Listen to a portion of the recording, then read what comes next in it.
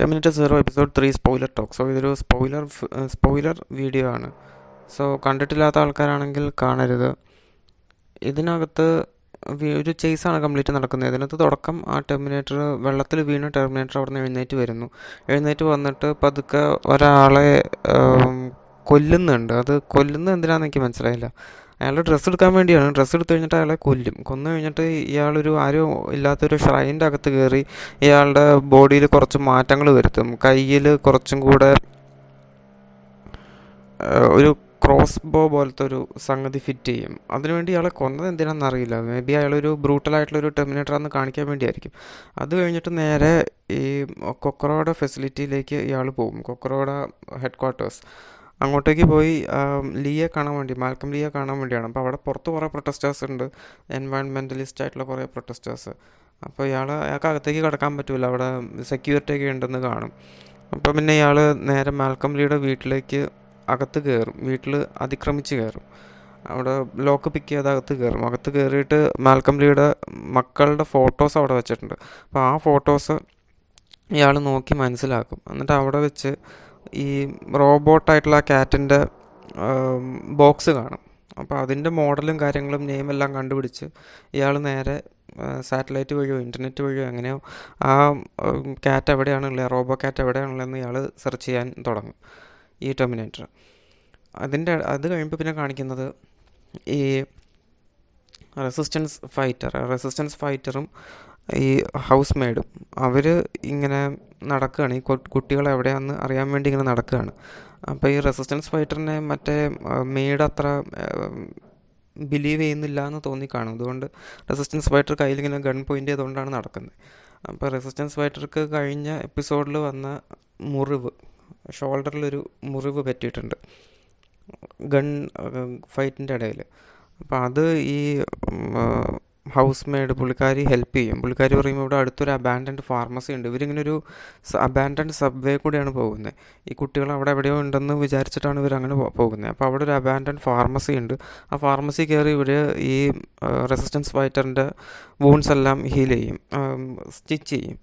അപ്പോൾ അതിൻ്റെ ഇടയ്ക്ക് ഇവർ ചോദിക്കും, ഈ റെസിസ്റ്റൻസ് ഫൈറ്റർ ചോദിക്കും, നിങ്ങളിത് ആദ്യമായിട്ടല്ലല്ലോ ഈ സ്റ്റിച്ച് വെക്കുന്നത്, ഇതിനു മുമ്പ് ചെയ്ത് ശീലമുണ്ടെന്ന് തോന്നുന്നു പറയും. അപ്പോൾ ഇവർ ചെറിയൊരു അനക്ഡോട്ടിലേക്ക് പോകും. പണ്ട് ടോക്കിയോയിൽ ഉണ്ടായ ഒരു എന്താ പറയുക ഗ്യാസ് അറ്റാക്ക്, സബ്വേയിലൊരു ഗ്യാസ് അറ്റാക്ക് ഉണ്ടായിട്ടുണ്ട്. അത് ശരിക്കും ഉണ്ടായൊരു സംഗതിയാണ്. അത് ജസ്റ്റ് ഇതിനകത്തിങ്ങനെ അതാണോ അവർ റെഫറൻസ് ചെയ്യുന്നതെന്ന് അറിയില്ല. അതിങ്ങനെ ജസ്റ്റ് പറയുന്നുണ്ട്. ആൾക്കാർക്ക് ജസ്റ്റ് ചെറിയൊരു കെമിക്കൽ വെച്ച് കുറേ പേരെ കൊന്നു. അപ്പോൾ അന്ന് തൊട്ട് അവരുടെ ജീവിതം ഭയങ്കരമായിട്ട് മാറി. അവർ പിന്നെ എല്ലാത്തിനെയും പേടിക്കുന്നുണ്ട്, അങ്ങനത്തെ കുറേ ട്രോമ ഉണ്ടായിട്ടുണ്ടെന്നൊക്കെ ഇങ്ങനെ പറയും. സോ അതിങ്ങനെ ജസ്റ്റ് റെഫറൻസ് ചെയ്ത് പോകുന്നുണ്ട്. പിന്നെ കാണിക്കുന്നത് ഈ മാൽക്കം ലീ അയാളുടെ ഫെസിലിറ്റിയിലിരുന്ന് കൊക്കറോട് സംസാരിക്കുന്നതാണ്. അപ്പോൾ ഈ കൊക്കറോട് ഇങ്ങനെ സംസാരിച്ച് ഇയാളിങ്ങനെ പറയും, എനിക്ക് ഭാവിയിൽ വരെ നടക്കുന്ന എനിക്ക് ഉറപ്പാന്ന് പറയും. അപ്പോൾ കൊക്കറോ ഇങ്ങനെ ചോദിക്കും, എന്താ അതിൻ്റെ പ്രൂഫ് എന്താണ്? നിങ്ങൾ കാണുന്നത് കുറേ ഡ്രീംസും നൈറ്റ് മേഴ്സും അല്ലേ, അപ്പോൾ അതിൻ്റെ പ്രൂഫ് എന്താണ്? ശരിക്കും നടക്കും എന്നുള്ളതിന് എന്താണ് പ്രൂഫ് എന്ന് ചോദിക്കും. അപ്പോൾ അയാൾ പറയും, അതെനിക്ക് നിങ്ങളോട് പറയാൻ പറ്റില്ല, കാരണം ഞാൻ പറഞ്ഞു കഴിഞ്ഞാൽ നിങ്ങൾ ചിലപ്പോൾ എൻ്റെ എഗെയിൻസ്റ്റ് തിരിയാൻ ചാൻസ് ഉണ്ടാകും എന്ന് പറയും. അപ്പോൾ കൊക്കറോ ചോദിക്കും, വൈ ഷുഡ് ഹ്യൂമാനിറ്റി ലിവ്? എന്താണ് ഹ്യൂമാനിറ്റിക്ക് ഇത്രയും നല്ല റെഡീമിങ് ക്വാളിറ്റി ഉള്ളത്? നിങ്ങൾ നിങ്ങളുടെ സർവൈവൽ ഇൻസ്റ്റിങ്ക്റ്റിൻ്റെ ബേസിസിലാണ് പറയുന്നത്. അപ്പോൾ ഇയാൾ പറയും, യെസ്, സർവൈവൽ ഇൻസ്റ്റിങ്ക്റ്റിൻ്റെ ബേസിസിലാണ് ഞാൻ പറയുന്നത്, ബട്ട് എനിക്ക് ഹ്യൂമാനിറ്റിക്ക് ചേഞ്ച് ചെയ്യാൻ പറ്റും എന്നെനിക്ക് കൊക്കറോയെ കാണിക്കാൻ പറ്റി കഴിഞ്ഞാൽ കൊക്കറോ എന്നെ ഹെൽപ്പ് ചെയ്യുമോ എന്നിങ്ങനെ ചോദിക്കും. അപ്പോൾ അതിനൊരു ഉത്തരം കൊടുത്തിട്ടില്ല. അപ്പോൾ maybe yes or no എന്നുള്ളൊരു രീതിയിൽ ആ സീൻ കട്ടാവും. ഇതിലൊരു ത്രോ ബാക്ക് സീൻ ഉണ്ട്. കാരണം ഈ ആദ്യം കാണിച്ച ആ ടെർമിനേറ്റർ സ്വന്തം കൈ ഇങ്ങനെ റിപ്പയർ ചെയ്യുന്നത്, അത് ഫസ്റ്റ് ടെർമിനേറ്ററിൽ കാണിച്ചൊരു സീനിൻ്റെ ഒരു ത്രോ ബാക്ക് പോലെ എനിക്ക് തോന്നിയിട്ടുണ്ട്. എനിവേസ്, അത് കഴിഞ്ഞ് ഈ കാണിക്കുന്നത് ഈ കുട്ടികൾ സബ്വേയിൽ ഇങ്ങനെ നിൽക്കുന്നു. അവിടെ കുറേ എന്താ പറയുക, ഒരു സ്റ്റോറേജ് ഫെസിലിറ്റി പോലത്തെ ഒരു ഫെസിലിറ്റി ഉണ്ട്. അവിടെ കുറേ അധികം റോബോട്ട്സ്, ഇങ്ങനെ ഈ പ്രായമായ ആൾക്കാരെയൊക്കെ ഹെൽപ്പ് ചെയ്യുന്ന ആ ടൈപ്പ് റോബോട്ട്സ് കുറേ ഉണ്ട്. അപ്പോൾ ഇതിലത്തെ ഏറ്റവും എൽഡസ്റ്റ് ആയിട്ടുള്ളവൻ അതിലത്തെ ഒരു റോബോട്ടിനെ തുറന്നു നോക്കി എങ്ങനെയൊക്കെയോ അത് ഓണാക്കും. അത് ഓണാക്കി കഴിഞ്ഞ് അതിൻ്റെ അടുത്ത് ഇങ്ങനെ ചോദിക്കും, എന്താ ഇവിടെ, നിങ്ങളെല്ലാവരും എന്താ ഇവിടെ എന്നൊക്കെ ചോദിക്കും. അപ്പോൾ അത് പറയും, ഞങ്ങൾ 1997-1998 ഇയറിലേക്ക് ഞങ്ങൾ റിലീസ് ചെയ്തിട്ടില്ല, റിലീസ് ചെയ്യാൻ പോകുന്ന റോബോട്ട്സാണ് ഞങ്ങൾ. അപ്പോൾ ഞങ്ങളിവിടെ ഒരു സ്റ്റോറേജ് ഫെസിലിറ്റി പോലെ ഞങ്ങളിവിടെ വെച്ചേക്കുകയാണ്. അപ്പോൾ നിങ്ങളെങ്ങനെ ഇങ്ങോട്ടേക്ക് ട്രാൻസ്പോർട്ട് ചെയ്ത് കൊണ്ടുവന്നതെന്നൊക്കെ ചോദിക്കും, വെറുതെ ചോദിക്കും. അപ്പോൾ പറയും, ഞങ്ങൾ തനിയെ നടന്നാണ് വന്നേ, ഞങ്ങൾക്ക് അങ്ങനെ ഒരു കമാൻഡ് തന്നിരുന്നു, അതുകൊണ്ട് ഞങ്ങൾ തനിയെ നടന്നാണ് വന്നത് എന്നൊക്കെ പറയും. ഓ, അപ്പോൾ അത് ഭയങ്കര കൂളാന്നൊക്കെ അങ്ങനെ പറയും. ആ നേരത്ത് ഈ ഏറ്റവും ഇളയവളുടെ കയ്യിലുള്ള റോബോ ക്യാറ്റ് പെട്ടെന്ന് എന്തോ മാൽ ഫങ്ഷൻ ചെയ്യും. അത് ശരിക്കും മറ്റേ ടെർമിനേറ്റർ സെർച്ച് ചെയ്ത് മാൽ ഫങ്ഷൻ ചെയ്യിപ്പിക്കുന്നതാണ്, എവിടെയാണെന്ന് അറിയാൻ വേണ്ടി. അപ്പോൾ ഈ അതിൻ്റെ പുറകെ ഇങ്ങനെ പോകും. അപ്പോൾ അത് കണ്ടിട്ട് ഈ രണ്ടാമത്തവൻ വേഗം ചെന്ന് മൂത്തവനെ കണ്ടു പറയും, അയ്യോ അവൾ ഓടിപ്പോയി, ആ റോബോ കാറ്റ് എന്തോ മാൽ ഫങ്ഷൻ ചെയ്യുന്നുണ്ട്. അപ്പോൾ ഇവർ വേഗം ആ കൊച്ചിനെ തപ്പിപ്പോവും. അപ്പോൾ ആ കൊച്ചാണെങ്കിൽ ഈ പൂച്ചയുടെ പുറകെ നടന്ന് അവസാനം അവിടെ ടെർമിനേറ്റർ വരും. പിന്നെ ടെർമിനേറ്റർ ഈ കൊച്ചിനെ ആക്രമിക്കാൻ നോക്കും, കൊച്ചപ്പം ഓടി ഒളിക്കും. ആ നേരത്ത് മറ്റേ 2 പിള്ളേരും വരും.